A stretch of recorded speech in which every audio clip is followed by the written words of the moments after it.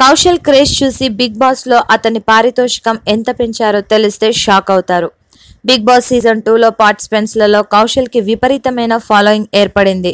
కౌశల్ పేరిట కౌశల్ ఆర్మీ ఏర్పడి ఎలిమినేషన్ ని శాసించే స్థాయిలో ఉందంటే కౌశల్ స్టామినా, హవా ఏమిటో అర్థం చేసుకోవచ్చు.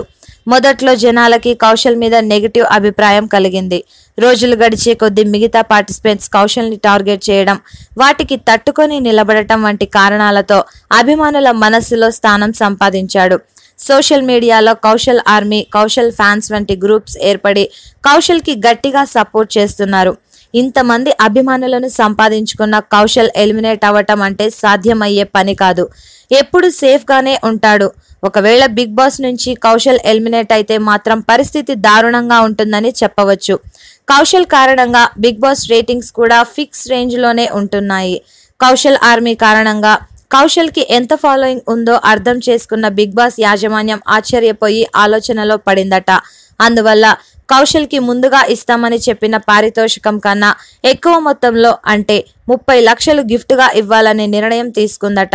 ఇదే జరిగితే బిగ్ బాస్ చరిత్రలో ఈ ఫీట్ సాధించిన మొదటి పార్టిసిపెంట్ గా కౌశల్ రికార్డు సృష్టిస్తాడనే చెప్పవచ్చు.